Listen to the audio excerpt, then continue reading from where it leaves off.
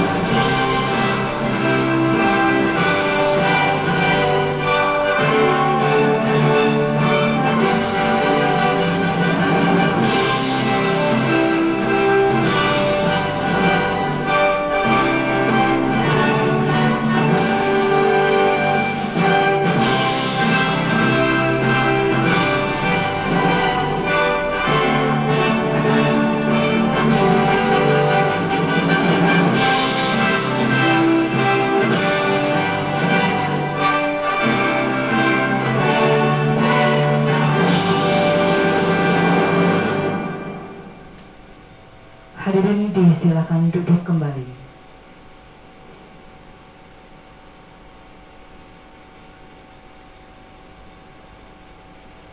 Hadirin undangan yang kami hormati, berikut kita dengarkan sambutan yang akan disampaikan oleh Ketua Komisi Pemilihan Umum Provinsi Bengkulu kepada Bapak Irwan Saputra. Disilahkan.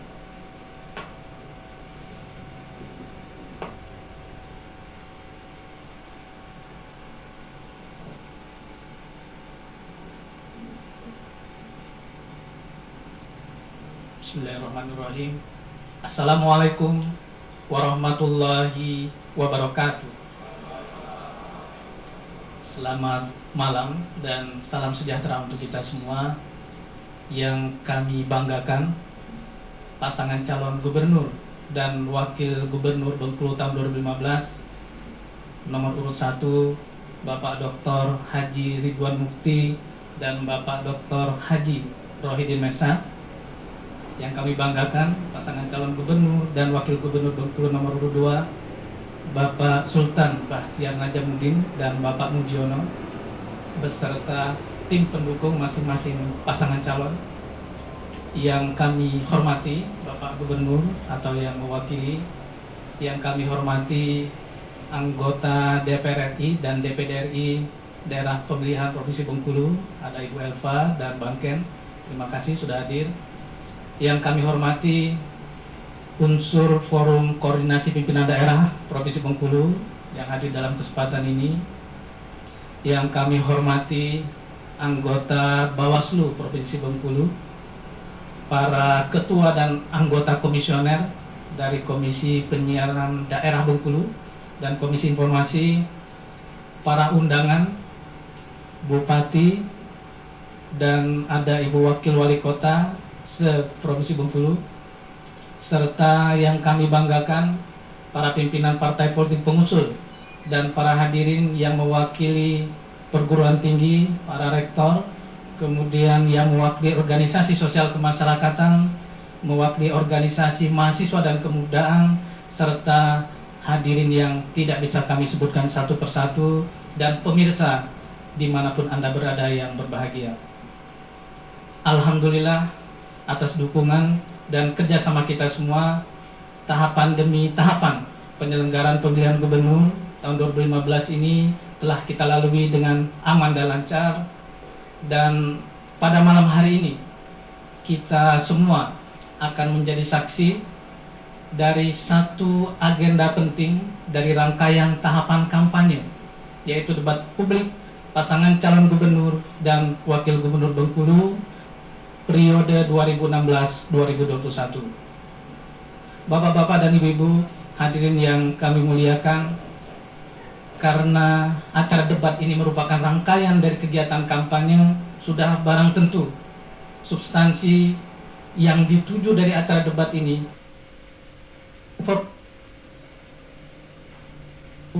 profil, visi misi dan program kerja pasangan calon. Debat ini bukan arena untuk saling menjatuhkan atau bukan arena untuk saling memojokkan, tetapi melalui debat ini masyarakat di Provinsi Bengkulu akan memiliki informasi yang lengkap dan memiliki referensi yang utuh terkait dengan visi misi dan program pasangan calon yang akan dijadikan dasar bagi mereka nanti pada tanggal 9 Desember 2015 untuk menentukan pilihannya di TPS. Kita berharap melalui kegiatan sosialisasi visi dan misi yang diantaranya melalui debat calon ini, kualitas dari pemilih kita akan mengalami peningkatan, bukan hanya peningkatan partisipasi pemilih secara kuantitatif, tetapi ada peningkatan partisipasi pemilih secara kualitatif.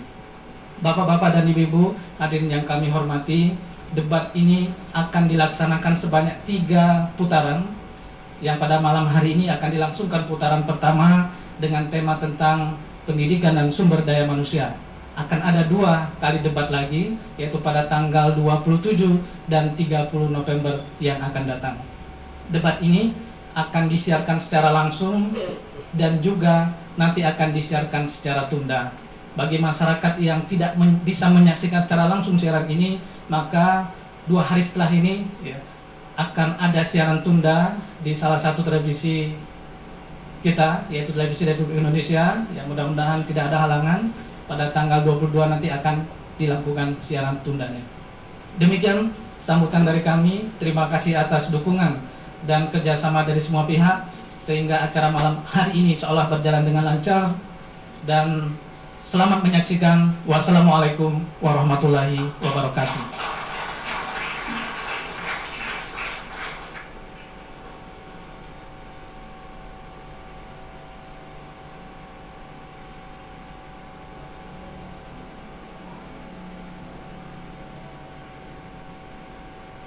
Hadirin yang kami hormati, untuk kesempurnaan dan kelancaran acara kita pada malam hari ini, untuk itu mari sejenak kita berdoa bersama yang akan dipandu oleh Bapak Kiai Haji Hasbullah Ahmad. Disilakan.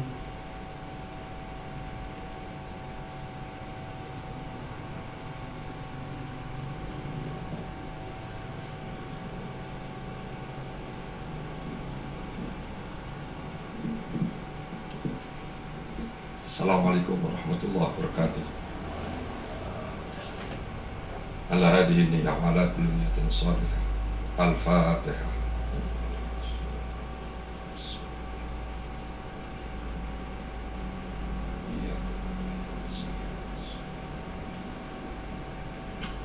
Bismillahirrahmanirrahim. Alhamdulillahi rabbil alamin.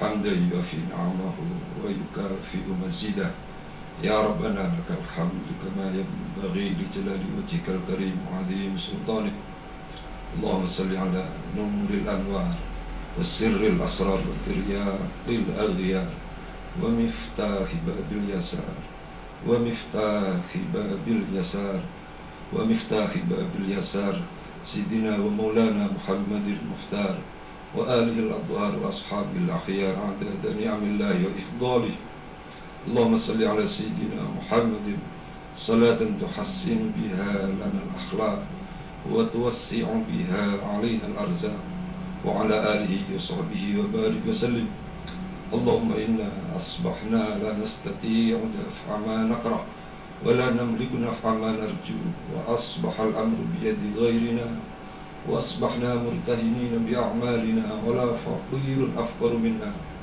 اللهم لا تشمت بنا عدونا ولا تسوء بنا صديقنا ولا تجعل مصيبتنا في ديننا ولا تجعل الدنيا أكبر همنا ولا مبلغ علمنا ولا تسلط علينا من لا يخافك ولا يرحمنا ولا تسلط علينا من لا يخافك ولا يرحمنا ولا تسلط علينا من لا يخافك ولا يرحمنا يا حي يا قيوم برحمتك يا أرحم الراحمين.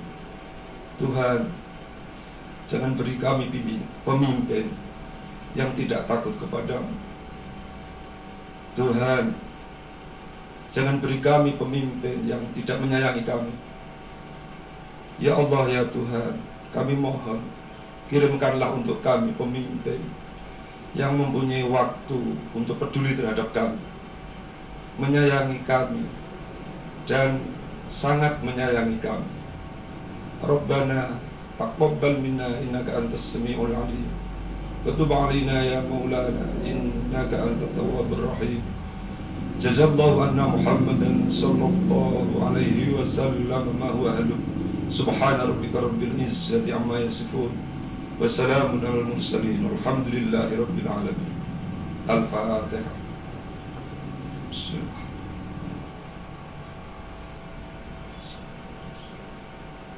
Assalamualaikum warahmatullahi wabarakatuh.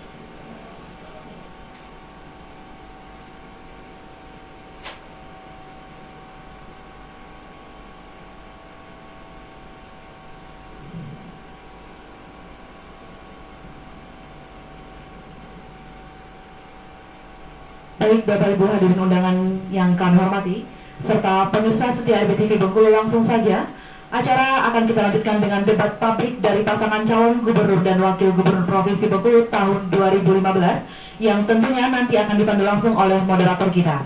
Sebelum itu, perkenankan kami untuk membacakan profil singkat moderator kita pada malam hari ini. Ibu Dr. Titik Kartika Henders Titi MA, kelahiran Madiun, Jawa Timur tahun 1960. Beliau adalah alumni S1 dari Universitas Gadjah Mada Yogyakarta, S2 Politik of Alternative Development Strategic Institute of Studies The Hague, Netherlands, dan beliau juga adalah seorang doktor ilmu sosial FISIP lulusan dari Universitas Erlangga, Surabaya, dan diploma non-degree dari International Women University Hannover, Jerman. Baik hadirin undangan permisa di rumah, langsung saja mari kita sambut bersama moderator kita pada malam hari ini, Ibu Titik Kartika.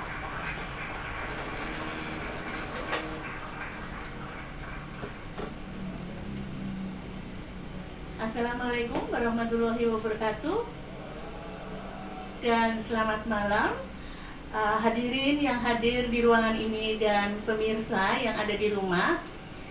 Terima kasih sekali sudah diperkenalkan oleh MC malam ini. Saya akan memandu sampai dengan kurang lebih pukul 22 nanti, putaran pertama dari debat publik pasangan calon gubernur dan wakil gubernur Bengkulu tahun 2015. Nah, pemirsa, sebelum kita memulai acara putaran pertama ini, perkenankan saya untuk mempersilahkan kedua pasangan calon untuk menempati posisinya di podium ini. Baik, yang pertama akan saya persilahkan untuk menduduki posisi pasangan calon nomor urut 1, Ridwan Mukti dan Rohidin Nesa. Kami persilahkan.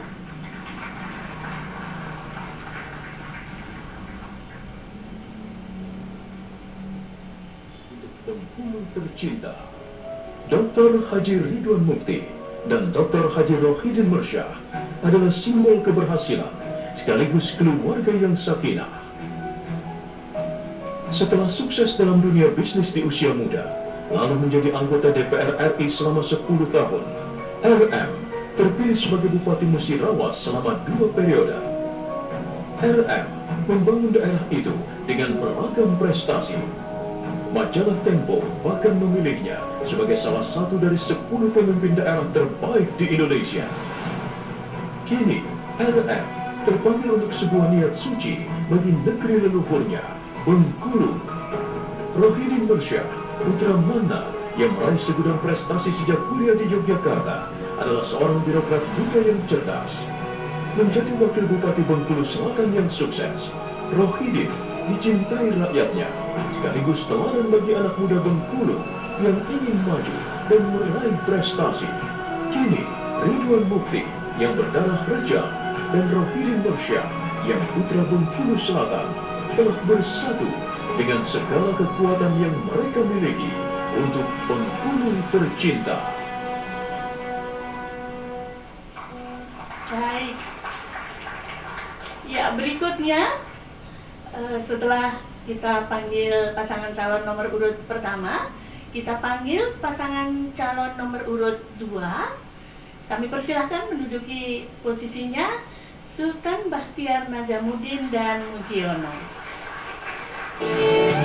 Sultan Bahtiar Najamuddin adalah sosok anak muda istimewa.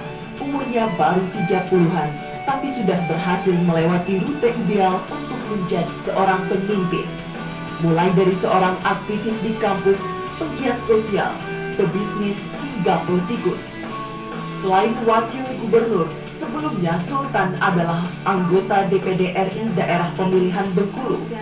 Anggota DPD termuda ini seakan memberi contoh kepada pemuda untuk berani dan tidak menyerah melakukan perubahan.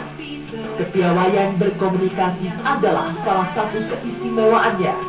Panggilan jiwa sebagai putra daerah, berjuang untuk rakyat. Sultan akan ikut bertarung dalam pesta demokrasi 9 Desember mendatang. Pria kelahiran Bengkulu Selatan 1979 ini menggandeng Mujiono untuk terus melanjutkan pembangunan pemimpin-pemimpin sebelumnya. Tokoh Jawa yang bersahaja ini menjadi kombinasi yang pas bagi Sultan Najamuddin dengan diusung PDI Perjuangan dan Demokrat, hingga mendapat akses yang baik ke pemerintah pusat karena didukung oleh 3 presiden di Republik Indonesia. Sultan Mujiono, pemimpin Bengkulu untuk maju bersama adalah putra daerah. Baik, terima Sultan kasih. Bahtiar. Ya, terima kasih. Sebelum kita melanjutkan acara debat selanjutnya, kita persilahkan kawan-kawan dari wartawan kalau mau mengambil foto dari kedua pasangan calon sebelum kita mulai. Kami persilahkan.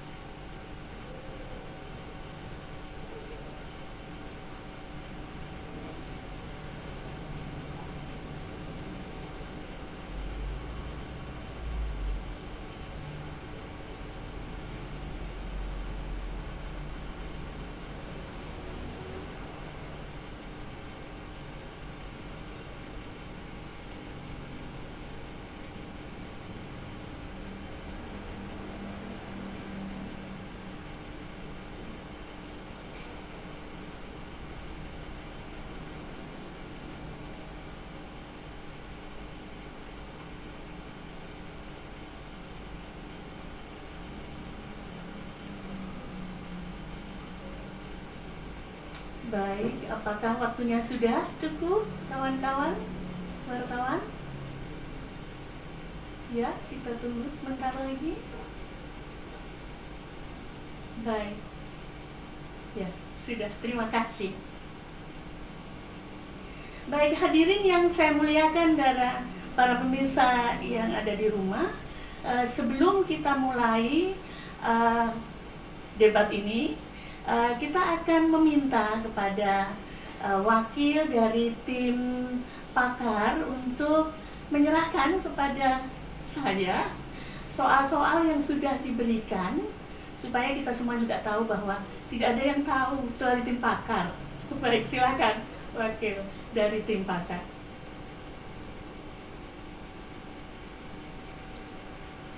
Tidak bocor, Pak. Iya, baik. Oke, iya, mungkin menghadap ke sana dan ke sana semuanya. Baik, pemirsa yang di rumah juga lihat ya bahwa soalnya masih di... Ya, saya terima kasih sekali, Prof. Liza. Iya. Baik, nanti untuk dibuka ya.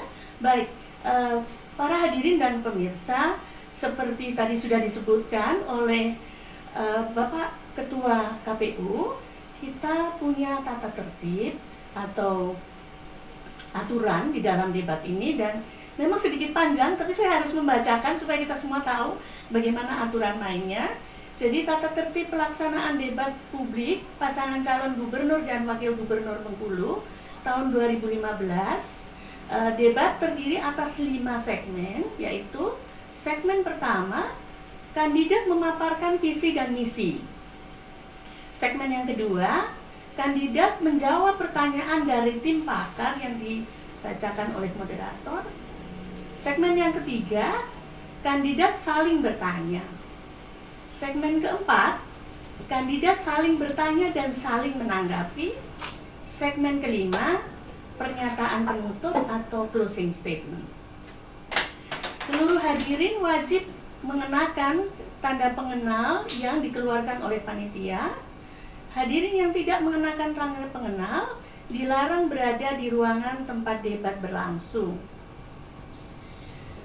Ketiga, seluruh hadirin wajib menjaga ketenangan dan kelancaran acara selama pelaksanaan debat. Dilarang mengenakan atau membawa atribut kampanye pasangan calon. Dilarang meneriakkan yel-yel atau slogan atau melakukan intimidasi baik dalam bentuk ucapan maupun tindakan. Dilarang mengeluarkan komentar atau respon yang dapat menyebabkan kegaduhan pada saat pelaksanaan debat. Dilarang menyalakan nada dering perangkat komunikasi pada saat debat berlangsung. Dilarang melakukan perekaman selama debat berlangsung. Dilarang meninggalkan tempat duduk ketika debat sedang berlangsung. Dilarang bertepuk tangan ketika pasangan calon dan moderator sedang berbicara. Keempat, peserta debat mengangkat isu sara, maka moderator dapat meminta yang bersangkutan untuk mengganti pertanyaan atau pertanyaannya. Apabila setelah diminta untuk mengganti pertanyaan atau pernyataan yang mengangkat isu sara tersebut, peserta debat tidak mengindahkan, maka moderator dapat menghilangkan kesempatan yang bersangkutan untuk bertanya dan menjawab pada sesi tersebut. Dan moderator melanjutkan proses debat ke tahap berikutnya. Kelima, apabila terjadi ketidaktertiban atau kekacauan, moderator dapat menghentikan sementara proses debat dengan persetujuan Ketua KPU Provinsi Bengkulu dan memerintahkan petugas pengambil tindakan untuk mengembalikan suasana agar kembali kondusif. Moderator melanjutkan proses debat setelah suasana kembali kondusif dengan persetujuan Ketua KPU Provinsi Bengkulu. Dalam hal suasana kondusif tidak dapat dipulihkan, moderator dapat menghentikan pelaksanaan debat dengan persetujuan Ketua KPU Provinsi Bengkulu. Bengkulu, 19 Agustus 2015, Komisi Pemilihan Umum Provinsi Bengkulu, Ketua Irwan Saputra, SAGNN. Demikian yang kita bisa sepakati bersama dan kita patuhi bersama tentang aturan debat malam ini. Nah, sebelum kita mempersilahkan pasangan calon untuk mengungkapkan visi dan misi. Nanti waktunya bapak-bapak itu masing-masing 3 menit ya. Jadi ada bapak pasangan nomor 1 itu melihatnya sebelah sana, lalu kemudian pasangan calon nomor urut 2 bisa memantau dari sana, dan mereka hitung mundur sampai dengan habis waktunya. Baik, kita akan mulai segmen yang pertama.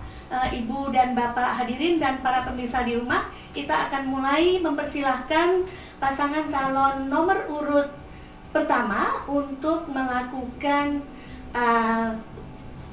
presentasi ya tentang visi dan menyampaikan visi dan misinya kepada kita semua. Waktu yang Bapak miliki 3 menit, jadi silahkan mulai dari sekarang. Baik, terima kasih Mbak Titi. Bismillahirrahmanirrahim. Assalamualaikum warahmatullahi wabarakatuh. Waalaikumsalam warahmatullahi wabarakatuh. Alhamdulillah, alhamdulillahirabbil alamin. Alhamdulillah wa syukurillah. La haula wala quwwata illa billah. Selamat malam dan salam sejahtera untuk kita semua. Yang kami hormati, terkhusus kepada Pak Sultan dan Mas Mujiono, juga hadirin undangan sekalian. Mohon maaf tidak kami sebutkan satu persatu. Meskipun tidak kami sebutkan satu persatu, tentunya tidak mengurangi rasa hormat, baik rasa hormat kami berdua sebagai pasangan calon maupun pribadi. Dan selanjutnya untuk tema tentang visi, misi terkait dengan pendidikan dan SDM, bahwa pada dasarnya pendidikan yang akan kami wujudkan apabila nanti terpilih menjadi gubernur dan wakil gubernur Bengkulu ke depan, tentunya adalah pendidikan yang tidak hanya cerdas berilmu, dan pendidikan tidak hanya cerdas berilmu, namun juga kita bisa membangun masyarakat yang cerdas beriman. Tidak hanya pendidikan yang mampu untuk membangun sebuah kompetensi dan kapasitas sumber daya manusia yang baik, namun juga kita mampu membangun integritas dan karakter dari sumber daya manusia yang baik untuk ke depan. Nah, terkait dengan itu adalah kita menghadapi di Provinsi Bengkulu ini menghadapi persoalan yang sangat serius. Yang pertama adalah mengenai sarana dan prasarana dasar atau dikenal dengan infrastruktur dasar, di mana kita memiliki 670 desa tertinggal dari 1.533 atau 48% desa-desa di Provinsi Bengkulu ini statusnya tertinggal sesuai dengan expose data dari Bappenas. Maka ini menjadi ancaman bagi kita untuk memberikan pelayanan pendidikan yang maksimal kepada masyarakat kita. Kenapa? Pertama, tidak ada guru yang betah mau ditempatkan tinggal di desa. Karena kenapa? Karena jalannya tidak bagus, listriknya tidak ada, kemudian fasilitas kesehatan juga sangat sederhana ataupun mungkin tidak ada. Nah, ini yang menjadi tuntutan adalah sarana prasarana dasar untuk memberikan pelayanan-pelayanan pendidikan yaitu yang maksimal. Nah, untuk itulah maka kami mempersiapkan apabila nanti kami terpilih menjadi gubernur dan wakil gubernur, tentunya visi pendidikan yang akan kami kedepankan tidak hanya pendidikan umum, tapi juga pendidikan terhadap gender dan pemberdayaannya. Demikian, terima kasih. Baik, pemirsa dan hadirin, itu tadi pemaparan visi misi dari pasangan calon nomor urut 1. Kemudian berikutnya tentu saja kita berikan kesempatan untuk pasangan calon nomor urut 2 memaparkan visi misinya, sama waktunya 3 menit. Kita mulai dari sekarang, silahkan. Ya, terima kasih Bu Titi sebagai moderator. Bismillahirrahmanirrahim. Malam semuanya. Assalamualaikum warahmatullahi wabarakatuh. Waalaikumsalam warahmatullahi wabarakatuh. Yang terhormat tentu pertama terima kasih kepada sahabat-sahabat KPU yang hadir semua, kawan-kawan Panwaslu, tokoh-tokoh masyarakat, banyak sekali tokoh yang hadir di sini, dan tentu kawan-kawan RBTV yang sudah membuat acara ini menjadi terlaksana, hadirin sekalian. Ya, ini bicara visi misi, ini momen yang sangat tepat buat kami. Saya Sultan Bahtiar Najamuddin beserta sahabat saya Mas Mujiono. Tadi sudah disampaikan dalam picture bahwa dengan dukungan 3 presiden sekaligus, dengan dukungan partai yang sangat mumpuni, kami dicalonkan menjadi calon gubernur dan wakil gubernur Provinsi Bengkulu. Tidak muluk-muluk yang kami sampaikan, pada saatnya nanti insya Allah, kalau kami dipercaya oleh masyarakat dan didukung oleh rakyat, diridhoi Allah Subhanahu wa Ta'ala, tugas kami adalah, tanggung jawab kami adalah mengenyangkan perut rakyat, menyenangkan hati masyarakat, dan menenangkan hidup masyarakat. Caranya bagaimana? Saya pikir tidak sulit untuk dicerna dengan dukungan pusat, dengan dukungan sahabat-sahabat kami dari luar negeri. Urusan perut rakyat, urusan yang paling penting.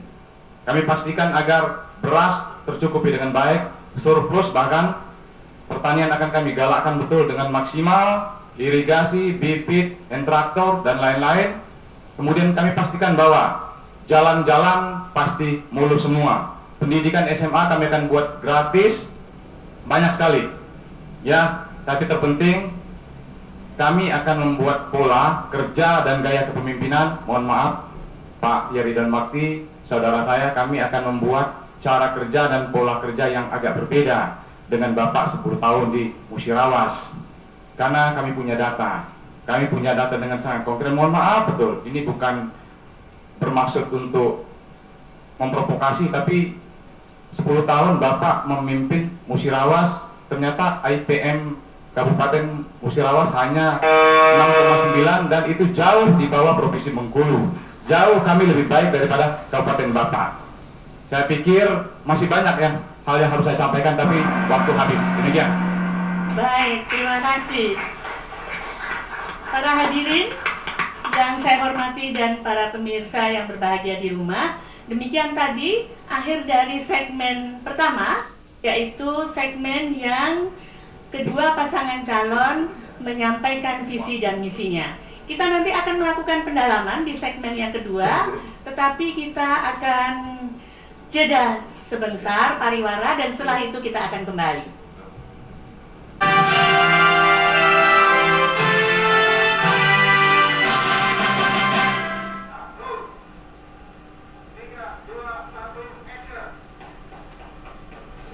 Ya, para hadirin yang berbahagia dan para pemirsa di rumah, senang sekali Anda sekalian masih mengikuti dengan seksama acara debat pasangan calon gubernur dan wakil gubernur malam hari ini. Berikutnya adalah segmen yang kedua, di mana segmen yang kedua ini adalah penajaman visi dan misi. Tadi saya sudah mendapatkan soal dari tim pakar, dan itulah yang akan saya bacakan kepada kedua pasangan calon. Dimulai dengan pertanyaan untuk pasangan calon nomor urut 1. Saya akan bacakan Bapak berdua. Soal untuk pasangan Riman Mukti dan Rohidin Mirsya. Jumlah sekolah yang ada di Provinsi Bengkulu dari SD sampai SMA cukup banyak. Hal ini dapat dilihat dari rata-rata jumlah tiap sekolah. Untuk SD jumlah murid 165 orang per sekolah. Untuk SMP jumlah murid 103 orang per sekolah. Untuk SMA jumlah murid 75 orang per sekolah. Sedangkan AMP SD 75%, APM SMP 70%, APM SMA 50%. Proporsi jumlah sekolah dengan murid tidak seimbang. Hal ini disebabkan oleh angka putus sekolah cukup tinggi akibat tingginya angka kemiskinan. Anak harus membantu orang tua. Apa yang Anda lakukan untuk mengatasi masalah perluasan pendidikan tersebut? Bapak berdua memiliki waktu 2 menit dimulai dari sekarang. Baik, terima kasih. Assalamualaikum warahmatullahi wabarakatuh. Waalaikumsalam. Sekolah yang SMA, maka kebijakan pemerintah provinsi nantinya berkoordinasi dengan seluruh bupati wali kota yang ada di Provinsi Bengkulu. Kita memastikan bahwa semua sarana prasarana pendidikan itu didekatkan dengan pemukiman masyarakat. Sebagaimana di visi awal kami, bahwa ketersediaan semua unit sekolah di setiap kecamatan itu dipastikan tersebar merata di Provinsi Bengkulu, termasuk sarana prasarana jalan untuk menuju sekolah. Karena hasil penelusuran kami ketika melakukan kampanye di beberapa kabupaten kota, memang masih banyak sekali jalan menuju lokasi sekolah-sekolah, baik sekolah dasar, SMP dan SMA, itu masih dalam kondisi rusak parah. Ini juga menjadi penghambat bagi meningkatnya partisipasi sekolah masyarakat Provinsi Bengkulu. Di samping upaya peningkatan pendapatan masyarakat dalam satuan keluarga, ini juga penting, karena akan mendorong peningkatan partisipasi sekolah ketika pendapatan keluarga menjadi lebih baik. Maka upaya-upaya pemberdayaan ekonomi, termasuk pemberdayaan perempuan sebagai kepala keluarga, saya ini menjadi concern perhatian pemerintah. Sekali lagi, hal demikian harus selalu dikoordinasikan dengan pemerintah kabupaten kota, termasuk pelibatan perguruan tinggi untuk menentukan arah dan sasaran kebijakan yang kita susun.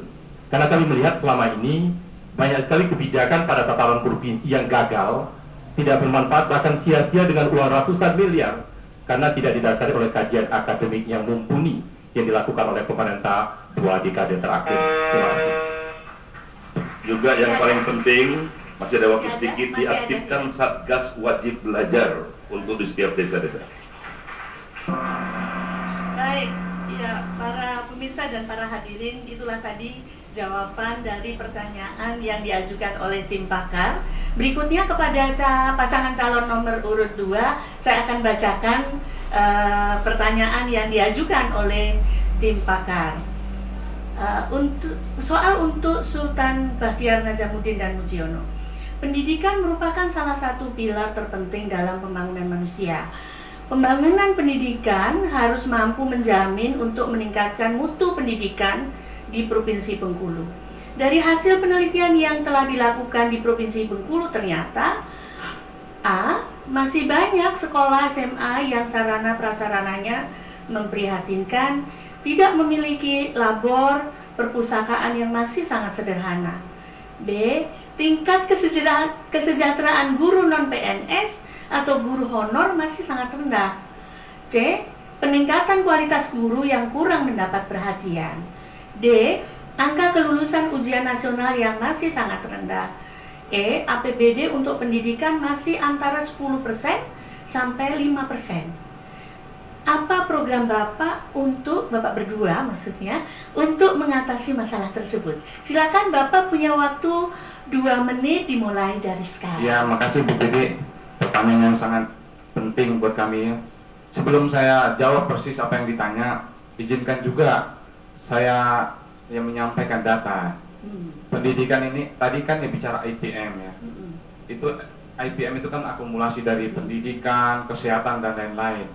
Saya tersanjung sebenarnya dengan apa yang disampaikan konsep-konsep pendidikan yang dibuat oleh Pak Ridwan Mukti dengan sahabat saya Rohidin Mersa tentang konsep pendidikan. Saya menyampaikan data yang terbaru. 10 tahun Pak Ridwan Mukti memimpin Musirawas, IPM-nya jauh sekali dibandingkan dengan provinsi kami. IPM-nya 2013 menurut data BPS dan RPJM pusat 69,57%. Sementara kami Provinsi Bengkulu 74,41%. Maksud saya, harusnya kan konsep itu ditawarkan kepada provinsi kami setelah bukti nyata bahwa pendidikan di Musirawas sangat bagus. Tapi ini fakta, saya akan sampaikan nanti. Akan sampaikan dengan sangat terang benderang.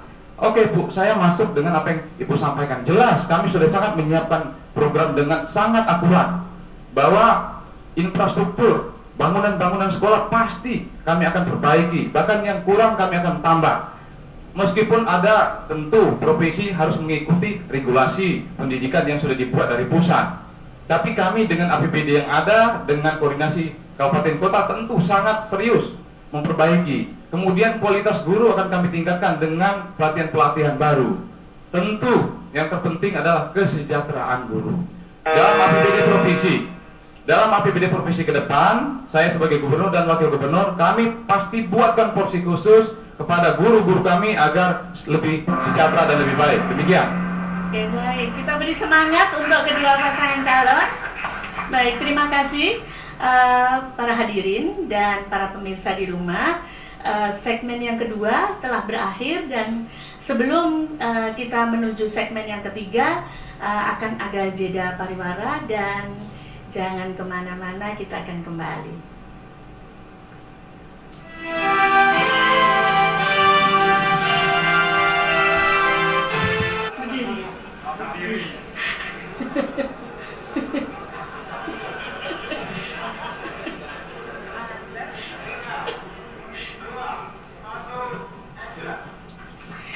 Kembali ke debat publik. Baik, para hadirin yang saya muliakan dan para pemirsa yang berbahagia di rumah, kita lanjutkan debat publik kita malam hari ini dengan segmen yang ketiga, yaitu segmen masih dengan pertanyaan yang diajukan oleh tim pakar yang saya akan bacakan. Kali ini pertanyaannya nanti dijawab oleh pasangan calon nomor urut 2 dulu. Jadi tadi sudah yang pertama menjadi kedua, sekarang kedua baru yang pertama. Pertanyaannya mohon di ini nanti yang pasangan calon urut 1 juga menjawab pertanyaan yang sama dari soal ini. Soal yang diajukan adalah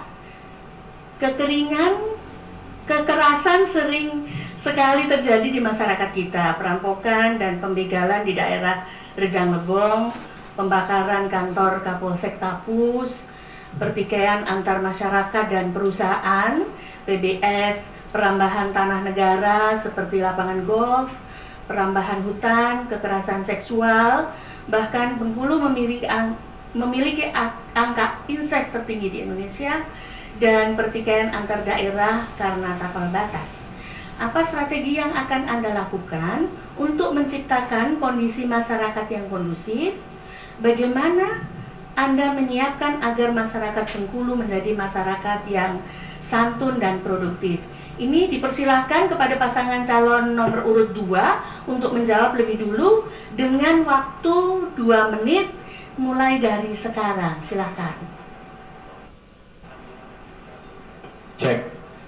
Makasih Bu Titi. Sebelum saya jawab, saya harus sampaikan di depan forum yang sangat baik ini.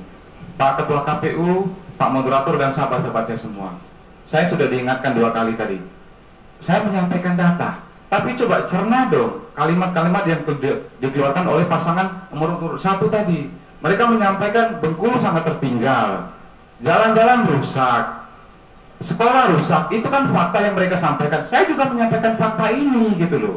Jadi tidak ada yang permanen berlebihan. Maaf, boleh langsung ke pertanyaan? Iya, tapi saya harus sampaikan bahwa saya tidak ada sedikit pun bermaksud untuk memprovokasi. Saya menyampaikan data, Bu. Karena mereka yang menyampaikan data bahwa daerah kami tertinggal. Langsung ke pertanyaan yang Oke, soal Bu. kekerasan. Ya, saya pastikan apa yang Ibu sampaikan tadi sudah kami siapkan. Penyuluhan pasti. Saya akan memberikan penyuluhan sebanyak-banyaknya melalui pemuka agama, ulama, pendidikan ya, pendidikan keagamaan, sosial masyarakat. Saya aktivis anti narkoba. Saya mengerti betul apa yang Ibu sampaikan tadi. Kekerasan itu wujud dari banyak hal. Terkadang karena kondisi ekonomi. Yang lain adalah karena kekurang pahaman, kekurang sadaran. Makanya tetap ekonomi itu menjadi hal yang sangat penting dan menjadi prioritas kami. Dengan penyuluhan, dengan bekerja sama dengan seluruh pemuka agama, pemuka masyarakat, guru-guru, dan terpenting adalah bagaimana menjaga kondusivitas daerah dengan bekerja sama dengan baik dengan seluruh perangkat keamanan, baik kepolisian, kemudian ada Satpol PP, ada Hansip Desa, dan lain-lain. Dan saya pastikan di tangan kami ke depan, Bengkulu akan kondusif dan yang Ibu sampaikan tadi akan kami atasi semua, Bu. Demikian. Baik, terima kasih. Pertanyaan sudah dijawab oleh oleh pasangan calon nomor urut 1. Pertanyaan yang sama kami persilahkan untuk pasangan calon nomor urut 1. Silakan. Baik, terima kasih atas pertanyaan Bu Titi. Untuk terkait dengan kondisi Bengkulu seperti itu, saya kira pembangunan pendidikan yang betul-betul tidak hanya berorientasi kepada ilmu, tapi juga pendidikan moral, di mana dicanangkan oleh pemerintah pusat adalah pendidikan yang berkarakter, itu betul-betul harus ditanamkan secara masif dan terstruktur di semua jenjang pendidikan. Kemudian yang kedua yang tidak kalah pentingnya adalah pelibatan peran keluarga, ibu rumah tangga, dan kaum perempuan. Ini harus menanamkan nilai-nilai yang betul-betul menjamin ya terbentuknya generasi yang berilmu, kemudian bertakwa dan berkarakter serta berakhlak mulia. Saya kira peran ibu rumah tangga sekali lagi itu amat sangat penting dalam rangka mewujudkan kondisi Bengkulu yang aman, tertib dan kondusif, yang tentunya didasari oleh pendidikan keluarga, pendidikan formal yang berkarakter itu. Silakan Pak Ridwan. Saya menambahkan khusus untuk mengenai aparatur sebagai penengah atau pencari solusi terhadap konflik yang ada di tengah-tengah masyarakat. Tentunya kita menginginkan agar aparatur kita betul-betul profesional, kemudian bisa jadi tauladan, kemudian bukan bagian dari masalah, tapi adalah birokrasi kita itu adalah birokrasi yang menyelesaikan masalah. Oleh karena itu apabila kami terpilih menjadi gubernur dan wakil gubernur, maka tata kelola pemerintahan yang baik melalui aparaturnya ini harus dibangun terlebih dahulu. Di samping kita menyiapkan sebuah kultur yang sehat, kultur masyarakat yang kondusif dalam rangka menciptakan iklim yang baik di Bengkulu ini melalui pendidikan. Tidak hanya pendidikan keilmuan, tapi juga pendidikan tentang moralitas. Ini kira-kira yang dapat kami sampaikan di kesempatan ini. Terima kasih. Baik, terima kasih. Kita beri semangat untuk kedua pasangan calon. Masih dari pertanyaan tim pakar, jadi ini kembali kepada kedua pasangan calon. Pertanyaan bukan dari saya, tetapi pertanyaan dari tim pakar. Jadi pertanyaan yang kedua ini juga akan dijawab nanti oleh kedua pasangan calon. Jadi pertanyaannya satu, Bapak-bapak, dijawab oleh kedua pasangan calon. Saya bacakan dulu pertanyaannya. Luas kawasan hutan Provinsi Bengkulu 920.464.000 hektar atau 46,5%. Sisanya 1.057.906 hektar atau 53,5%. Areal peruntukan lain atau APL untuk pemukiman dan budidaya. Lahan APL telah dimanfaatkan untuk transportasi atau jalan dan pemukiman mencapai 528,62 hektar atau 49%. Artinya hanya 51% APL yang dapat dijadikan lahan produktif pertanian dan tanaman pangan. Kenyataan di lapangan, lahan APL lebih dari 81% dikuasai pemodal untuk perkebunan dan pertambangan. Kondisi ini menyebabkan banyak peruntukan lahan yang tumpang tindih. Akibatnya banyak masyarakat mencari lahan baru. Lahan baru tersebut merupakan milik negara. Ini terjadi baik di kawasan hutan maupun di kota. Apa yang Anda lakukan untuk mengatasi masalah sosial yang berhubungan dengan perambahan hutan dan pendirian bangunan liar di kawasan wisata? Pertanyaan ini kita mohon untuk dijawab oleh pasangan calon nomor urut 1 lebih dulu dengan waktu 2 menit mulai dari sekarang. Silakan. Baik, terima kasih Mbak Titi. Jadi pada dasarnya inilah yang merupakan bagian dari program strategi kita ke depan, karena kita melihat bahwa sesuai dengan apa yang disampaikan oleh para ahli-ahli, baik itu oleh Rohmin Dahuri, Profesor ahli kelautan dan kemaritiman, maupun oleh Profesor Laudi Kalamuddin, juga ahli kemaritiman. Mereka berdua mengatakan bahwa dengan panjang pantai 525 km dari Kaur sampai ke Muko-Muko, artinya masa depan Bengkulu itu adanya di Samudra Hindia. Persoalannya sekarang adalah masyarakat kita masih mencari nafkah mengandalkan daratan, yang sebagian itu separuhnya sudah masuk dalam kawasan hutan. Nah, oleh karena itu ke depan ini harus dicarikan solusi bagaimana membuka adalah konsep pembangunan kemaritiman, membuka luasan supaya mampu untuk menampung, yaitu menampung dan mampu untuk menyerap lapangan pekerjaan dan sebagai lahan untuk mengganti lahan pertanian yang semakin menyempit. Karena kenapa? Penduduk semakin bertambah setiap tahun, ya, kemudian lahan pertanian semakin menyempit. Kalau tidak dicarikan solusi yang demikian, itu pun akan menjadi ancaman yang serius bagi masyarakat kita yang merambah hutan. Namun di samping itu, khusus kepada perusahaan-perusahaan besar yang mengambil porsi yang terbesar dari lahan pertanian tersebut, itu ada mekanisme dan aturannya, Bu. Bisa dibuat nanti melalui peraturan daerah bahwa setiap replanting 25 tahun ke depan mereka harus mengurangi 25% bagian dari lahan kebun inti. Dalam 4 kali replanting sudah dikembalikan kepada rakyat semua. Ini merupakan salah satu solusi untuk menjawab pertanyaan-pertanyaan yang disampaikan tadi. Silakan.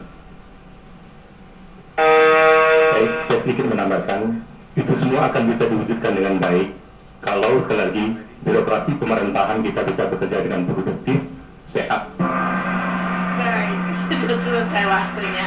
Terima kasih. Ya, pertanyaan yang sama untuk pasangan calon nomor urut 2, kita persilahkan. Waktunya 2 menit dari sekarang. Cek. Makasih Bu Titi terhadap apa yang ditanyakan tadi. Ya, saya menerima keluhan ini hampir setiap hari dari keluarga-keluarga kita yang berdomisili di hutan, petani, perambah. Saya sudah punya konsep yang insya Allah itu juga akurat. Saya akan bekerja sama dengan para bupati saya nanti agar RUTR jadi betul-betul wilayah provinsi ini jadi tata ruangnya. Kalau memang ternyata banyak sekali masyarakat kita yang sudah terlanjur berdomisili di hutan yang tidak boleh harusnya dihuni, itu tata ruang kita usulkan ke pusat agar itu digeser, diubah. Dengan itu mereka nyaman dan saya yakin pusat akan sangat bisa maklum dengan dukungan masyarakat, dukungan bupati. Tentu yang lain saya sependapat dengan saudara saya Pak Yarudin Mukti, bagus sekali memang konsep kelautan kita punya pantai yang luar biasa panjang, kita punya kekayaan alam laut kita yang luar biasa, dan itu memang yang selama ini belum fungsinya dimaksimalkan. Tentu dengan kedekatan kami dengan pusat, pasti kami akan meminta dukungan pusat agar bagaimana mengeksplorasi dan mengeksploitasi kekayaan laut kita agar kesejahteraan masyarakat kita agar kita wujudkan. Mungkin tambahnya Mas Muci. Terima kasih. Jadi sebagaimana disampaikan tadi oleh Bapak calon gubernur, jadi artinya ketika banyak lahan-lahan yang sekarang sudah dihuni oleh masyarakat, tinggal saja kita pemerintahan yang baru nanti kita punya pemikiran sehingga dibikin aturannya, sehingga ada kejelasan untuk bagaimana itu menjadi kesejahteraan buat masyarakat kita semua. Tetapi semua itu harus sinergi antara pemerintah daerah dan pemerintah pusat. Terima kasih. Baik, terima kasih. Kita beri semangat. Para hadirin dan pemirsa di rumah, kita masih punya 2 segmen lagi, tapi kita harus jeda pariwara sebentar dan nanti kita akan kembali.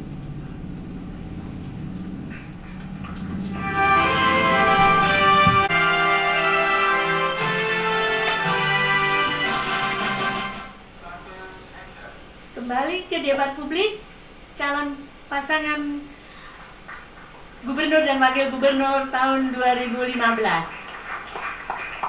Baik, para hadirin yang saya hormati dan para pemirsa yang berbahagia di rumah, kita memasuki segmen yang keempat, yaitu segmen saling bertanya. Jadi nanti pasangan calon nomor urut 1 bertanya kepada pasangan calon nomor urut 2, lalu kemudian nanti dibalik begitu. Pasangan calon nomor urut 2 setelah selesai itu nanti bertanya pada pasangan calon urut nomor 1. Baik, masing-masing memiliki 2 menit Jadi nanti menjawabnya juga 2 menit. Ya, baik. Kita mulai dari mempersilahkan pasangan calon nomor urut 1 memberikan pertanyaan kepada pasangan calon nomor urut 2. Waktunya paling banyak 2 menit mulai dari sekarang. Silakan.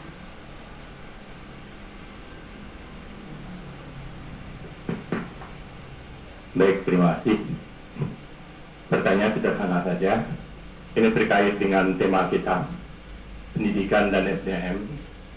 Sebagaimana visi yang kami sampaikan tadi, ketika nanti terpilih menjadi gubernur dan wakil gubernur, maka yang akan mengimplementasikan pada tataran teknis di lapangan itu adalah birokrasi. Pertanyaan saya, bagaimana pandangan pasangan calon nomor urut 2 terkait dengan kondisi birokrasi yang sangat parah kondisinya, kinerjanya buruk. Bahkan apa yang menjadi anggapan masyarakat sekarang, sogok menyogok tentang untuk mendapatkan jabatan dari semua eselonering. Bahkan 10 tahun terakhir itu sudah menjadi rahasia umum. Kalau tidak isi ulang saja dalam tahun yang sama, bisa berubah jabatan itu. Nah, kondisi ini tentu sangat membahayakan bagi kelangsungan kinerja pembangunan. Dan kita melihat efek dari itu semua adalah terhambatnya, gagalnya, dan tidak optimalnya manfaat dari semua program pembangunan yang dijalankan. Saya kira demikian pertanyaan. Baik, terima kasih. Kami persilahkan pasangan calon nomor urut 2 untuk menjawab. Waktunya 2 menit mulai dari sekarang. Silakan. Ya, terima kasih pasangan nomor urut 1 atas pertanyaannya. Meskipun tadi disampaikan bahwa birokrat kita parah sekali, saya tetap sayang sama birokrat saya yang ada di Bengkulu. Tugas saya memperbaiki. Jadi saya hampir pastikan, pada saatnya nanti, insya Allah kalau kami ditakdirkan menjadi gubernur Bengkulu dan wakil gubernur Bengkulu, saya malam ini siap berkomitmen, berjanji, bahkan bersumpah. Pada zaman kami nanti, saya akan buktikan bahwa di tangan saya tidak akan ada boleh sogok menyogok lagi, apapun itu. Saya bisa pastikan itu. Kita janji, kita komit, kita akan buktikan.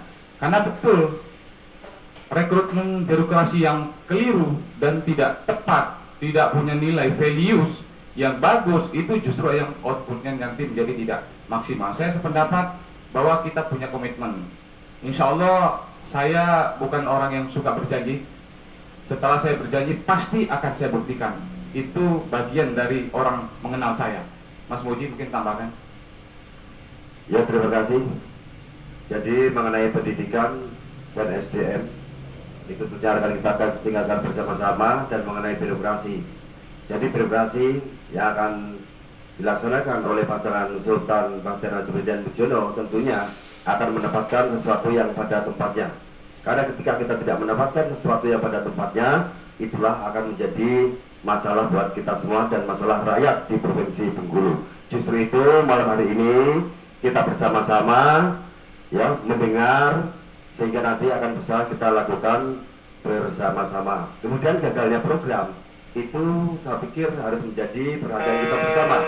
Karena gagalnya program tidak bila dan salah satunya itu adalah karena minimnya anggaran yang masuk ke Provinsi Bengkulu. Untuk itu kita perlu sinergi dengan pemerintah pusat dan mendapat dukungan pemerintah daerah. Terima kasih. Baik, terima kasih. Nah, kalau tadi pasangan calon nomor urut 1 bertanya kepada pasangan calon nomor urut 2, maka sekarang giliran pasangan calon nomor urut 2 menanyakan kepada pasangan calon nomor urut 1. Waktu bertanyanya maksimal juga 2 menit. Kami persilahkan mulai dari sekarang. Ya, terima kasih moderator. Saya akan bertanya dengan sangat sopan. Jangan sampai dinilai saya memprovokasi lagi nanti. Ini pertanyaan dengan fakta dan data. Saya tidak akan bicara tanpa fakta dan data. Pak Ridwan Mukti dan sahabat saya Rohidin, dalam 2 tahun ini visi misi dan paparan yang selalu Bapak kampanyekan di seluruh ruas Jalan Bengkulu dan di seluruh masyarakat Bengkulu adalah bagaimana membangun sumber daya manusia, pendidikan, dan lain-lain. Tapi tergelitik oleh saya, Bapak selalu mengatakan Bengkulu tertinggal, termiskin, terbelakang. Buat saya sebenarnya agak menyinggung itu, menyinggung kerja, hasil kerja mantan seluruh gubernur, mantan seluruh bupati kami. Tapi terkaget-kaget saya setelah saya melihat data dan fakta rilis terakhir teman-teman semua, hadirin semua, ternyata IPM 10 tahun Bapak memimpin Musirawas. IPM itu kumpulan dari kesehatan, pendidikan, dan yang lain. Bapak tidak mampu mengeluarkan Musirawas dari keterbelakangan. Daerah masih tertinggal sampai hari ini. Kemudian IPM-nya jauh di bawah kami Provinsi Bengkulu. IPM Bapak tahun 2013 hanya 69,57%. Sementara kami 74,41%. Ini data, nanti akan saya sampaikan satu persatu. Ini data dan fakta yang harus dirilis dan harus dicek. Saya pastikan data ini valid. Artinya begini, buat saya, Bapak memimpin 10 tahun tidak bisa mengeluarkan Musirawas dari ketertinggalan. IPM jauh di bawah kami, hanya Seluma. IPM Musirawas jauh di bawah Muko-Muko, jauh di bawah yang lain-lain. Dan saya pastikan, saya tidak butuh 10 tahun, saya butuh 2 tahun untuk membuat perubahan-perubahan besar di Bengkulu ini. Demikian. Baik, terima kasih. Kami persilahkan pasangan calon nomor urut 1 untuk bisa merespon ya, merespon dari pertanyaan pasangan calon nomor urut 2. Waktu Bapak berdua sama 2 menit dimulai dari sekarang. Baik, makasih. Nah, ini mungkin waktunya baru tepat. Karena tadi ditanya pendidikan, jawabnya perut. Kemudian ditanya APM, jawabnya IPM. Nah, sekarang betul kalau mau menanyakan mengenai IPM Musirawas. Jadi kalau IPM Musirawas itu, saya membangun Musirawas itu dalam kurva, ibarat kurva itu bukan dalam titik nol. Saya membangun Musirawas itu dari minus. Dengan ratusan desa terisolir. Jangankan bicara masalah pendidikan, sekolah saja mereka tidak mau pada waktu itu. Jadi sebuah revolusi yang dilakukan mengajak bagaimana caranya membangun terstruktur sehingga dengan terukur bahwa akhirnya mereka mau sekolah. Sampai dibangunlah sebuah perguruan tinggi. Saya membangun sebuah perguruan tinggi karena masyarakat di sana dulunya tidak mau sekolah. Yang lebih parah lagi, ada beberapa kecamatan di sana, masyarakatnya berbahasa Rejang di sana, itu belum pernah melihat mobil sejak Republik ini merdeka pada tahun 2005. Jadi itu yang saya lakukan. Jadi pekerjaan yang saya lakukan itu bukan berangkat dari titik nol seperti membangun Bengkulu. Pak Prapto membangun Bengkulu pada waktu itu sudah nomor 23.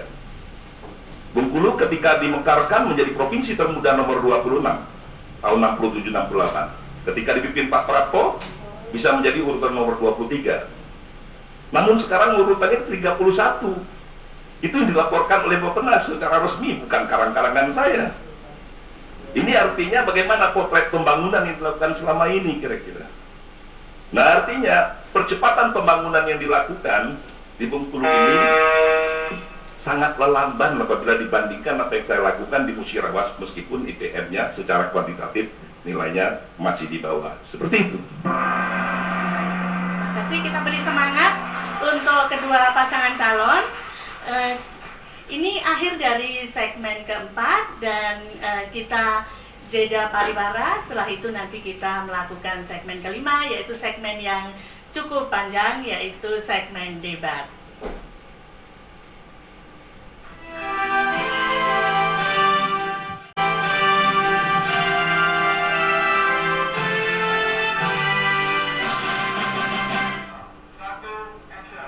Kembali ke debat publik, mari kita beri semangat kepada kedua pasangan calon. Ya, baik, terima kasih. Pada segmen yang kelima, debat ini, pasangan calon nanti saling bertanya dan juga saling memberikan tanggapan atas jawaban yang diberikan. Jadi memang agak lama nanti prosesnya dan saya kira ini adalah debat yang akan menarik sekali. Kita mulai saja, mempersilahkan pasangan calon nomor urut 1 memberikan pertanyaan kepada pasangan calon nomor urut 2 dalam waktu maksimal 2 menit seperti tadi, dimulai dari sekarang. Silakan. Baik, terima kasih. Sebagaimana pendidikan, output dari pendidikan yang kita inginkan tentunya adalah sebuah kebaikan. Artinya untuk menghasilkan output kebaikan tersebut haruslah melalui proses tentunya melakukan pendidikan dengan benar. Nah, oleh karena itu, karena ini juga forum politik masuk dalam tahapan pemilihan kepala daerah, saya ingin bertanya kepada pasangan calon nomor urut 2. Bagaimana pasangan calon nomor urut 2 memahami tentang black campaign? Apakah black campaign itu merupakan bagian dari pendidikan politik yang baik, yang untuk pencerahan kepada masyarakat, ataukah black campaign itu merupakan bagian yang sah-sah saja untuk dilakukan dalam hal politik praktis? Tentunya kami serahkan. Dan kalau misalnya tanggapannya itu ya atau tidak, nantinya kami juga akan melihat komitmen bahwa pada dasarnya pendidikan dalam pilkada ini juga bagian dari pendidikan, yaitu fastabiqul khairat, berlomba-lomba untuk berbuat kebaikan. Nah, ketika kalau mungkin pasangan calon ini mungkin lebih dari 3, mungkin kami tidak akan langsung menuding. Tapi kalau pasangannya cuma 2, jelas alamatnya siapa yang melahirkan dari black campaign tersebut. Mohon tanggapannya. Terima kasih. Baik, terima kasih. Ya, oke. Kepada pasangan calon nomor urut 2, kami persilahkan untuk merespon ya dari pertanyaan tadi. Waktunya juga 2 menit mulai dari sekarang. Cek. Iya, sebuah pertanyaan yang sangat bijaksana saya pikir. Jelas Pak Ridwan Mukti dan Pak Willy Marsa, kami belajar politik. Saya punya pendidikan demokrasi. Saya mengerti bagaimana kualitas demokrasi harus kita bangun dengan pendidikan politik. Kami jelas sangat tidak setuju dengan adanya black campaign. Black campaign itu kampanye hitam. Jelas saya tidak pernah menggunakan cara-cara yang tidak benar dalam membuat atau dalam mencapai sesuatu yang saya jalankan. Tapi baru saja saya mendengar jawaban yang sangat jujur dari Pak Ridwan Mukti, jawaban yang sangat tulus, bahwa betul apa yang saya sampaikan. Ternyata kabupaten yang Bapak pimpin 10 tahun masih terbelakang dan terakhir nomornya di Provinsi Sumatera Selatan. Bapak mengakui IPM Bapak rendah. Jujur, saya senang sekali dengan jawaban Bapak malam ini. Saya pernah mendapat berita koran bahwa IPM ya rendah. Saya tidak percaya awalnya. Jalan-jalan rusak, gedung-gedung hancur, rumah sakit hancur di kabupaten yang 10 tahun Bapak pimpin. Saya juga mendapatkan informasi dari koran bahwa ternyata 10 tahun Bapak memimpin tidak bisa mendirikan kantor bupati sendiri. Saya tidak percaya awalnya. Tapi saya juga punya keinginan untuk mengetahui secara fakta dan nyata. Saya mengirimkan beberapa sahabat saya tidak mau bersusun. Tapi ternyata fakta dan data itu saya lihat secara nyata. Saya sendiri pernah ke sana Pak, diam-diam. 10 tahun Bapak pimpin, masih banyak sekali jalan berlubang, rumah sakit hancur, pendidikan berantakan, kantor bupati tidak pernah ada hari ini. Jadi saya tidak setuju dengan black campaign. Demikian. Baik, itu tadi jawaban atau respon yang diberikan oleh pasangan calon. Baik, iya, yang diberikan oleh pasangan calon nomor urut 2. Nah, kita berikan kepada pasangan calon nomor urut 1 untuk memberikan tanggapan atas jawaban yang diberikan tadi dalam waktu yang sama, 2 menit dimulai dari sekarang. Baik, mungkin kalau mau berpotret dari sisi buruh dan kemudian ditambah-tambah lagi, ya bisa saja buruh semua. Tapi merupakan faktanya bahwa ketika saya memimpin Musirawas, memang kondisi awalnya seperti itu. Kabupaten yang kehilangan ibu kota. Ibu kotanya Lubuk Linggau menjadi kota madya. Dan ada 119 desa yang tertinggal, ada belasan desa dan 2 kecamatan itu masih sangat-sangat betul-betul orangnya belum pernah melihat mobil sama sekali. Pendidikan terbatas, SMA hanya ada 5, ya. Tapi yang saya bangun selama saya 10 tahun menjadi bupati, itu saya membangun ada 2 perguruan tinggi. Ada 50 SMA saya bangun. Ada 125 SMP saya bangun. 300 SD saya upgrade. Ini melakukan pendidikan dari sektor pendidikan. Kalau mau dilihat yang lain banyak, irigasi 15.000 hektar saya bangun irigasi air lakitan, bandara bisa langsung setiap hari ke Jakarta, itu melalui pesawat komersial jet sekarang ini. Itu siapa yang bangun? Dan memang saya tidak ingin membangun ibu kota terlebih dahulu karena pada waktu itu desanya lebih dikedepankan. Ini keliru kalau di Bengkulu, kok malah yang dibangun kantor-kantor kepala daerahnya dulu, bukan desa-desanya. Sementara rakyatnya dulu yang harus dikemukakan atau dikedepankan dalam untuk mengangkat mengenai menekan angka kemiskinan yang terjadi seperti itu. Nah ini, jadi kalau misalnya disebut misalnya data-data seperti itu banyak yang kita lakukan dengan baik. Bahkan APBD-nya pada waktu awal kami memimpin hanya 300 miliar, 6 tahun saya memimpin melompat 1,8 triliun. Itu fakta. Lihat di sana. Jadi kalau misal ini kita bangun, misalnya kita melihat dari sisi-sisi yang seperti ini, ya saya rasa kita akan nanti terseret skeptis dengan hal-hal yang sangat negatif saja.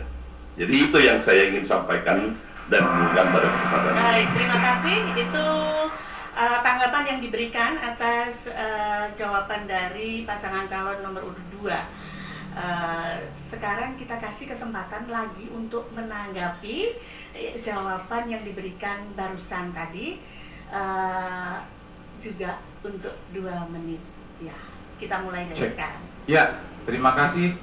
Ya, saya hanya butuh pengakuan jujur bahwa data itu fakta, begitu loh. Tapi begini, kita ini orang yang disekolahkan, orang yang ilmiah. Perbandingannya Pak Ridwan Mukti, Bapak 10 tahun, tapi belum bisa mengeluarkan dari kondisi ketertinggalan.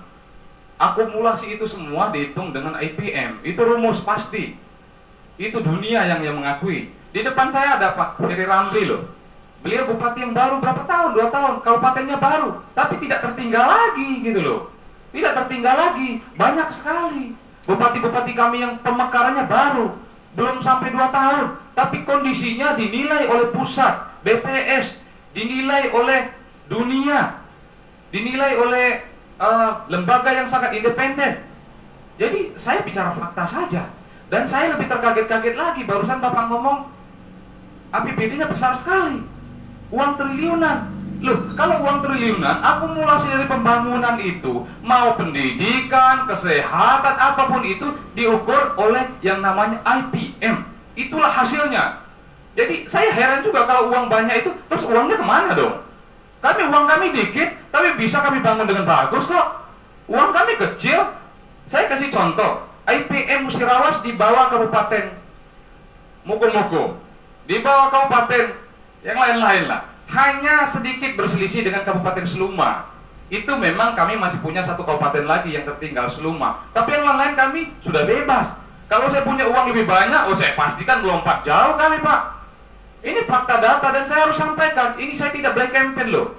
Saya black campaign itu kalau fitnah black campaign. Tapi kalau fakta boleh. Agar pendidikan politik itu ini yang justru harus saya sampaikan. Bapak boleh sampaikan data tentang saya. Saya masih wakil gubernur, Pak. Kalau saya jadi gubernur, selesai sama saya semua ini, Pak. Demikian. Baik, terima kasih pasangan calon nomor urut 2 atas tanggapannya. Baik, para hadirin yang saya hormati dan para pemirsa yang berbahagia di rumah, kita masih ada satu saling jawab dan menanggapi lagi. Kita mulai dulu dari pasangan calon nomor urut 2 untuk memberikan pertanyaan kepada pasangan calon nomor urut 1. Kami persilakan, waktunya maksimal 2 menit mulai dari sekarang. Cek. Sayang, ini waktunya sempit sekali supaya saya bisa lebih banyak lagi yang memberikan informasi. Ini pertanyaan saya. Tetap karena Bapak barusan menyinggung tentang demokrasi, saya senang sekali dengan pertanyaan yang sangat baik itu. Bagaimana demokrasi harus kita bangun dengan baik. Demokrasi kita harus bangun dengan beradab. Demokrasi kita harus bangun dengan bernilai. Pertanyaan saya adalah, apa alasannya Bapak memborong semua partai sehingga mengakibatkan putra-putra Bengkulu tidak bisa maju jadi calon gubernur? Buat saya itu pendidikan demokrasi. Saya tidak pernah berpikir tentang borong-borong partai. Karena buat saya cukup, buat saya partai saya cukup. Saya tidak pernah berpikir untuk membuat atau menyembelih putra-putra yang lain untuk maju menjadi calon gubernur. Karena punya hak yang sama. Kalau kemampuan sama hebatnya, Pak Imron bagus, Pak Irwan Yunus bagus, Pak Bando bagus, Pak Junaidi bagus, Pak Suherman bagus. Tapi kenapa justru, apa yang Bapak bisa jelaskan? Dengan baru, saya tidak pernah membuat pertanyaan ini. Tapi ketika Bapak masuk dengan pendidikan demokrasi, ini bagian penting dari pendidikan demokrasi. Saya belum mengerti dan tidak memahami kenapa cara berpikir Bapak membuat demokrasi ini makin terkungkung. Pendidikan demokrasi model apa yang Bapak terapkan di provinsi ini dengan aksi memborong partai, sehingga mengakibatkan seluruh putra-putra Bengkulu tidak bisa maju menjadi calon gubernur Bengkulu. Saya pikir itu pertanyaan sederhana. Jawab dengan tulus, ikhlas, dan terbuka, sehingga masyarakat kami tahu bahwa calon-calonnya tidak bisa maju. Demikian, wassalamualaikum warahmatullahi wabarakatuh. Waalaikumsalam warahmatullahi wabarakatuh. Baik, itu tadi pertanyaan yang diajukan kepada pasangan calon nomor urut 1. Kami persilakan untuk meresponnya. Waktunya tetap 2 menit, dimulai dari sekarang. Baik, terima kasih. Jadi kalau sampai ada kalimat keluar dari kesimpulan memborong partai, itu artinya telah menistakan partai. Masa partai bisa diatur-atur oleh Ridwan Mukti? Ya, apalah kita di Bengkulu ini, partai itu yang memutuskan, yang teken ketua umumnya, sekjennya, ya, dengan wawasannya sudah luas, dengan dasar pertimbangannya tentunya banyak yang mereka lakukan untuk menentukan dasar pertimbangan kenapa partai akhirnya menetapkan kami berdua untuk maju mencalonkan diri menjadi calon gubernur Provinsi Bengkulu. Kalau kita lihat misalnya saja, kita melihat salah satu, ambil contoh sebuah partai besarnya Gerindra, ya, ketua umumnya pangkatnya tinggi, uangnya banyak, ya, apalah artinya kita mau kita beli sebelian kalau mau ditempeleng kita sama dia, ya tidak mungkin, ya, karena untuk menjadi gubernur ini berbeda, untuk menjadi, ya, kepala desa mungkin bisa, mungkin diatur-atur bagaimana caranya, ini tidak mudah. Ya, apalagi seperti misalnya Partai Amanat Nasional, itu ketua umumnya ketua MPR, ya, apa bisa dibeli mereka ini, diatur-atur seperti itu? Tidak mungkin, ya. Kemudian juga Pak Wiranto, mantan calon presiden Hanura, ya, Pak Surya Paloh, juga ketua umum Partai Nasdem, ya, mungkin kita yang dibeli sama mereka. Tidak mungkin sanggup untuk kita mengatur mereka.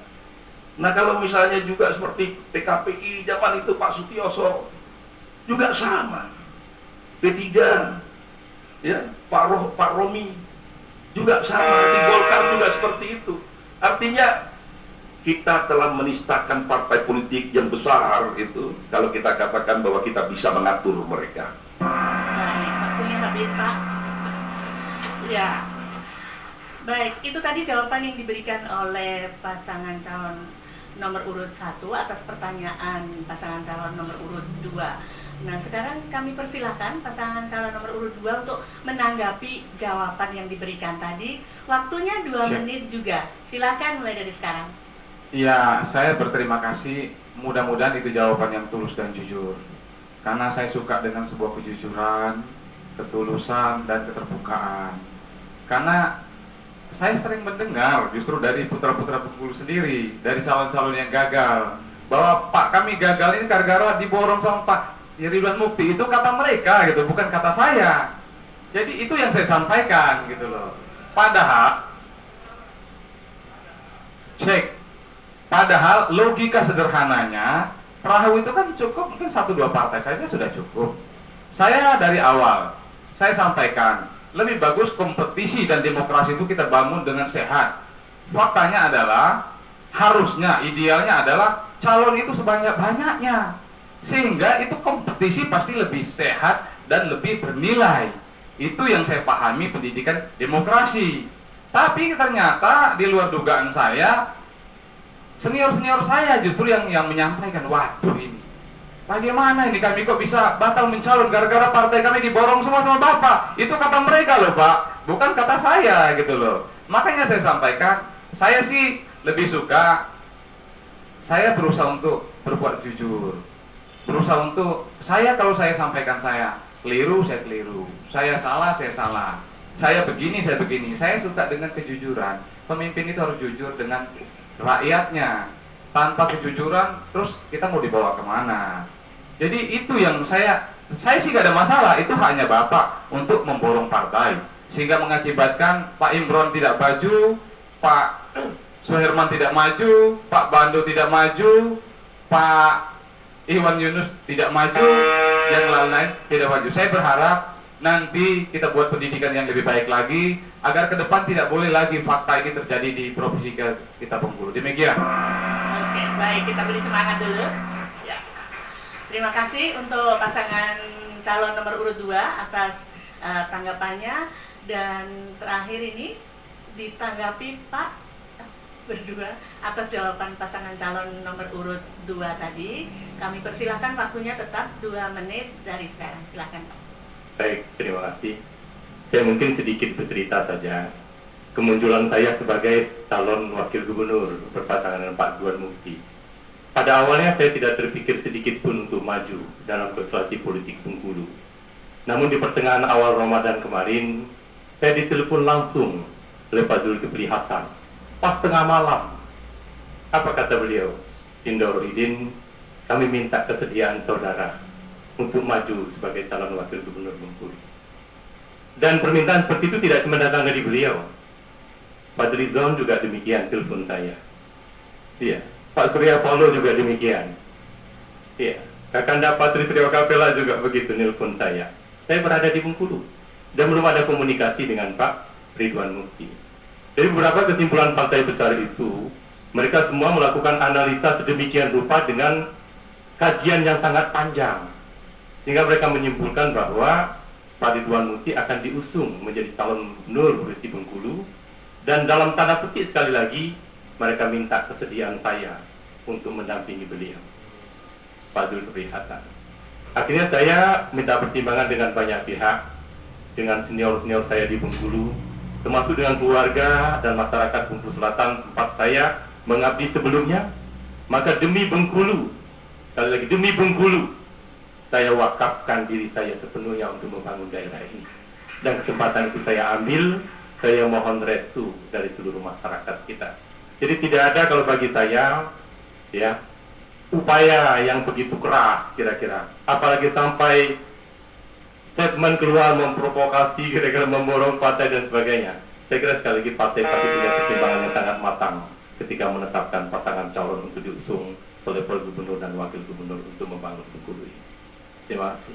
Baik, terima kasih. Itulah segmen ke-5 yang berisi debat, saling tanya, dan saling memberi tanggapan.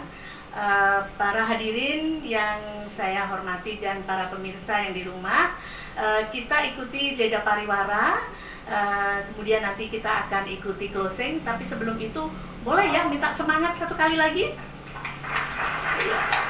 Oke, terima kasih.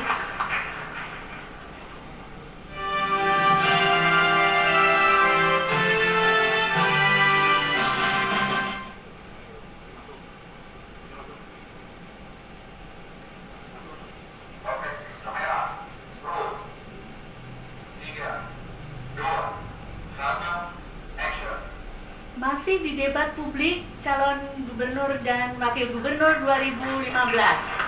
Oke. Boleh minta semangatnya satu kali lagi yang meriah. Oke, terima kasih. Ya, pemirsa dan para hadirin yang ada di ruangan ini, mengapa diminta untuk bersemangat ya? Karena ini adalah segmen yang terakhir yang disebut sebagai closing statement atau pernyataan penutup. Jadi kedua pasangan calon yang akan berkompetisi nanti pada tanggal 9 Desember 2015 diminta untuk memberikan pernyataan penutupnya selama masing-masing diberi 2 menit juga, dan dimulai dari pasangan calon nomor urut 1. Kami persilahkan mulai dari sekarang. Baik, nanti yang akan karena saya yang melakukan pembukaan, tadi nanti yang closing statement adalah calon wakil gubernur. Saya ingin menambahkan saja bahwa untuk ukuran mengenai desa tertinggal, daerah tertinggal itu adalah berdasarkan kriteria dari Kementerian Desa Tertinggal. Itu bukan berdasarkan IPM, berdasarkan jumlah desa tertinggal. Untuk Musirawas, saya tahun 2008 sudah langsung mendapatkan penghargaan langsung dari Bapak Presiden Susilo Bambang Yudhoyono pada waktu itu di Palangkaraya, bahwa Musirawas sudah terlepas dari kabupaten tertinggal. Jadi mungkin data tadi saya tidak tahu dari mana. Dan yang kedua juga mengenai indeks pembangunan manusia tadi untuk Bengkulu itu 68 bukan 74 apa yang disampaikan tadi. Silakan kami lanjutkan. Baik, terkait dengan pilkada ini juga berhubungan dengan pendidikan. Saya mengimbau kepada seluruh lapisan masyarakat Provinsi Bengkulu untuk dapat menggunakan hak politiknya dengan baik dan benar. Karena kami punya keyakinan penuh bahwa sekaya apapun daerah kita, sebesar apapun anggaran yang kita punya, kalau rakyatnya belum bisa menentukan pilihan politiknya secara benar dan bertanggung jawab, maka daerah kita sulit untuk maju. Maka harapan kami pada tanggal 9 Desember yang akan datang, dari jam 9 sampai jam 1, jangan lupa takut. Baik, terima kasih. Masih ada waktu mau dipenuhkan? Tidak cukup? Baik. Kita berikan berikutnya kepada pasangan calon nomor urut 2 untuk memberikan pernyataan penutupnya juga selama 2 menit. Kami persilahkan mulai dari sekarang. Makasih hadirin sekalian dan seluruh masyarakat Bengkulu, terutama penonton RBTV. Saya Sultan Bahtiar Najamuddin. Saya lahir di Bengkulu, saya besar di Bengkulu, saya sekolah di Bengkulu, saya punya orang tua asli Bengkulu, kakek nenek saya orang Bengkulu. Saya berkumpul dengan petani dari kecil sampai saya besar. Saya tahu persis bagaimana denyut nadi perekonomian Bengkulu. Bersama sahabat saya Pak Mujiono, kalau kami ditakdirkan Allah untuk menjadi gubernur dan wakil gubernur Bengkulu, buat kami adalah harga mati bagaimana rakyat Bengkulu kita sejahtera. Pemimpin itu adalah pelayan rakyat. Pemimpin harus jujur dan terbuka sama rakyatnya. Pemimpin harus menyelesaikan masalah rakyatnya. Insya Allah, kalau kami jadi gubernur Bengkulu, kami akan pastikan bahwa kami akan menjadi pelayan dari rakyat Bengkulu. Kami akan menjadi pemimpin gubernur dan wakil gubernur yang jujur dan setia sama masyarakat Bengkulu, dan kami akan menyelesaikan masalah-masalah Bengkulu. Yakinlah, saya punya pita, punya simbol. Baju saya putih, pita saya biru, dan satu lagi merah. Putih niat baik saya, tulus, berani, biru lambang. Di tangan kami, Bengkulu akan maju, Bengkulu akan kami bangun dengan damai, dan saya akan membuat keputusan-keputusan berani buat masyarakat Bengkulu. Demikian, salam dua jari. Assalamualaikum warahmatullahi wabarakatuh. Waalaikumsalam warahmatullahi wabarakatuh. Baiklah, dengan berakhirnya closing statement dan atau pernyataan penutup ini, berakhirlah pula seluruh rangkaian debat publik malam hari ini bagi calon pasangan gubernur dan wakil gubernur tahun 2015. Kami mohon agar kedua pasangan untuk saling berjabat tangan sebagai tanda perdamaian dan kebaikan. Baik, ya.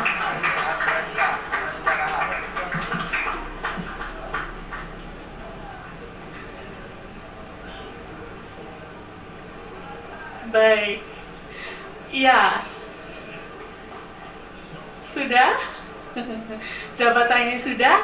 Kami mohon kepada, beri semangat sekali lagi. Ya, baik. Kepada para hadirin yang ada di ruangan ini, mohon dengan sangat untuk berdiri. Kita mau menyanyikan lagu Padamu Negeri.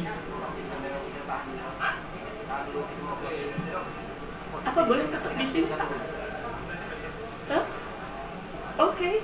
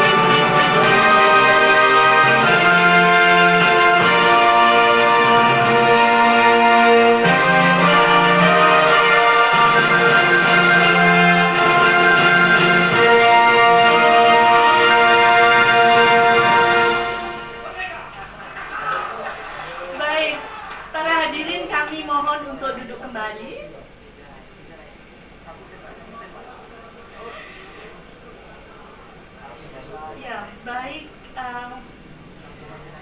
para hadirin dan para pemirsa yang ada di rumah. Malam ini dengan berakhirnya putaran pertama debat publik calon gubernur, pasangan calon gubernur dan wakil gubernur, kita sudah menoreh sejarah demokrasi dan kita ikut menyaksikan bagaimana kita belajar dan terus proses demokratisasi di Indonesia. Mudah-mudahan kita semua menjadi pemenangnya karena kita bisa memilih pemimpin dengan baik dan melalui proses yang damai dan jauh dari konflik. Mudah-mudahan apa yang kita jalani mulai jam 8 tadi sampai sekarang menjadi bekal yang baik pada tanggal 9 Desember 2015 dan selanjutnya. Saya selama memandu, kalau ada kesalahan saya mohon ampun kepada Allah Subhanahu wa Ta'ala dan kepada semua yang ada di sini, kepada kedua pasangan calon. Kalau saya melakukan tindakan yang kurang terpuji, saya mohon maaf. Akhirul kalam, saya ucapkan wassalamualaikum warahmatullahi wabarakatuh dan selamat malam.